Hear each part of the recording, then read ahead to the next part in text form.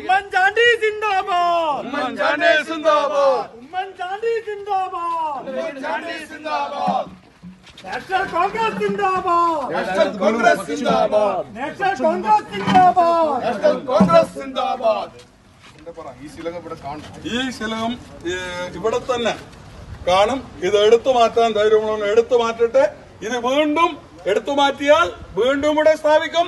മലപ്പട്ടത്ത് നടന്നതുപോലെ, ഗാന്ധിയുടെ സ്തൂപം മാറ്റിയതുപോലെ, തകർത്തതുപോലെ വീണ്ടും തകർക്കാനാണ് ശ്രമമെങ്കിൽ ഇത് ഇവിടെ തന്നെ ഞങ്ങൾ സ്ഥാപിക്കും. ഒരു സംശയം വേണ്ട. ഇത്ര വിവരദോഷികളായ ഒരു ഉദ്യോഗസ്ഥ ഡിപ്പാർട്ട്മെന്റ് ആരാണിത് മാറ്റിയത് എന്നുള്ളത് ഞങ്ങൾക്ക് അറിയണം. അവർക്കെതിരെ നടപടിയെടുക്കണം. അതിനുള്ള നിവേദനം നമ്മൾ നൽകുന്നതായിരിക്കും. നാഷണൽ കോൺഗ്രസ് സിന്ദാബാദ്, നാഷണൽ കോൺഗ്രസ് സിന്ദാബാദ്, നാഷണൽ കോൺഗ്രസ് സിന്ദാബാദ്. ഒരു പണിയും ചെയ്യാതെ, ഒരു പണിയും ചെയ്യാതെ ക്രെഡിറ്റ് അടിച്ച് മാറ്റുന്ന, ക്രെഡിറ്റ് അടിച്ച് മാറ്റുന്ന റീൽസ് മന്ത്രി മരുമോനെ, റീൽസ് മന്ത്രി മരുമോനെ നിങ്ങൾക്കെതിരെ ഉയരുന്നു കോൺഗ്രസിന്റെ പ്രതിഷേധം, നാഷണൽ കോൺഗ്രസ് സിന്ദാബാദ്. ഒരു പണിയും ചെയ്യാതെ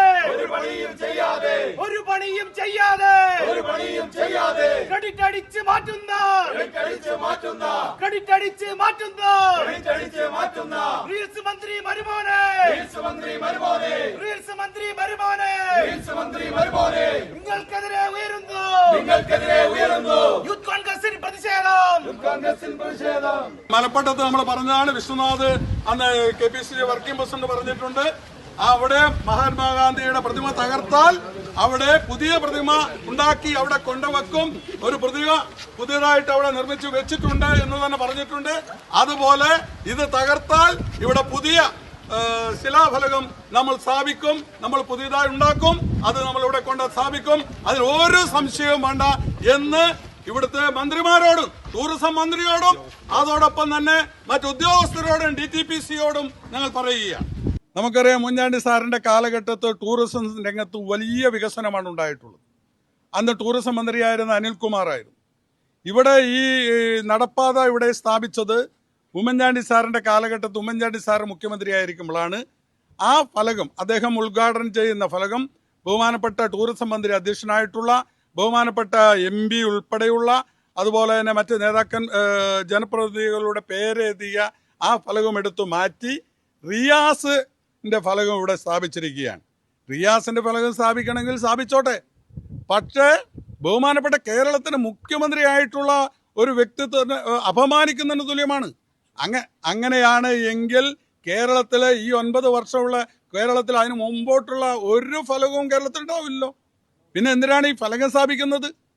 ഫലകം സ്ഥാപിച്ച ഉടനെ എടുത്തു മാറ്റാനാണെങ്കിൽ ഫലകം സ്ഥാപിക്കേണ്ട ഒരു ആവശ്യമില്ലല്ലോ. ഇത് ശുദ്ധ തോന്നിവാസമാണ്. ഇത് ക്രെഡിറ്റ് ഏറ്റെടുക്കാൻ വേണ്ടി റിയാസ് ഇപ്പോൾ റീൽസ് മന്ത്രിയായി മാറിയിരിക്കുകയാണ്. എന്തൊരു ഗതികേടാണ്. ഒരു പണിയും ചെയ്യാതെ എല്ലാ സ്ഥലത്തും പോയി ക്രെഡിറ്റ് അടിച്ചെടുക്കുന്ന ഒരു സമീപനം. ഇവിടെ ഉമ്മൻചാണ്ടി സാറിന്റെ ഫലകം മാറ്റാതെ തന്നെ ഇവിടെ ഫലകം സ്ഥാപിക്കാനുള്ള സ്ഥലമുണ്ട്. പക്ഷേ അത് മനഃപൂർവ്വമാണ് ഉമ്മൻചാണ്ടി സാറിന്റെ ഫലകം എടുത്തു മാറ്റിയിരിക്കുന്നത്. അത് ചൂലാണ് അതിന്റെ മുകളിൽ. ആ ഫലകത്തിന്റെ മുകളിൽ നിങ്ങൾ കണ്ടു, ആ ഫലകത്തിന്റെ മുകളിൽ ചൂലാണ് വെച്ചിരിക്കുന്നത്. എന്തിനു വേണ്ടിയാണ്? ഒരേ കാര്യങ്ങളാണ് ആ ഫലകത്തിന്റെ മുകളിൽ എഴുതിയിരിക്കുന്നത്. അപ്പോൾ ഇത് ഒരു പണിയും ചെയ്തിട്ടില്ല. നിങ്ങൾ മീഡിയ പ്രവർത്തകരാണ്. നിങ്ങൾ എവിടെയാണ് കണ്ടത് അദ്ദേഹം ഇവിടെ എന്തെങ്കിലും ചെയ്തതായിട്ട്? ടൂറിസം രംഗത്ത് എന്താണ് കണ്ണൂരിന് വേണ്ടി ചെയ്തിട്ടുള്ളത്? ഒന്നും ചെയ്തിട്ടില്ല. പക്ഷേ ഇതിന്റെ ക്രെഡിറ്റ് അടിച്ചെടുക്കാൻ വേണ്ടിയുള്ള ഒരു സമീപനമാണ് ഇവർ സ്വീകരിച്ചിരിക്കുന്നത്. ഇത് തീർത്തും പ്രതിഷേധകരമാണ് എന്നുള്ളതാണ് എനിക്ക് സൂചിപ്പിക്കാനുള്ളത്. EMS മുതലുള്ള എല്ലാവരുടെയും ഫലകങ്ങൾ എടുത്തു മാറ്റണമല്ലോ. എന്താണ് വേറെ ആരുടെ? ഇതിന് ഫലകം വെക്കുന്നത് എന്തിനാന്ന് ആദ്യം ആലോചിക്കണം. വെക്കുന്നത് എടുത്തു മാറ്റാനാണോ? ഇത് എടുത്തു മാറ്റിയിട്ട് വെച്ചിരിക്കുന്ന സ്ഥലം നിങ്ങൾ കണ്ടില്ലേ? അതിന് മുകളിൽ വെച്ചിരിക്കുന്ന ചൂലാണ്. എന്തൊരു തോന്നിവാസമാണ് ചെയ്തിരിക്കുന്നത്. ഈ ഗവൺമെന്റ് ചെയ്യുന്ന പ്രവൃത്തികളുടെ യഥാർത്ഥ ഒരു ഉദാഹരണമായി ഇത് നോക്കിക്കാണാം. കാരണം വികസനം നടത്തിയിരിക്കുന്നത് കേരളത്തിൽ മുഴുവൻ ഉമ്മൻചാണ്ടി സാറും AK ആന്റണി സാറും UDF ഭരിക്കുന്ന കാലഘട്ടങ്ങളിലാണ്. ആ കാലഘട്ടത്തിൽ നടത്തിയ വികസന പ്രവർത്തനങ്ങളെല്ലാം അട്ടിമറിക്കുന്നതിനാണ് ഇത്തരത്തിലുള്ള ശിലാസ്ഥാപനങ്ങൾ മാറ്റി സ്ഥാപിക്കുന്നത്.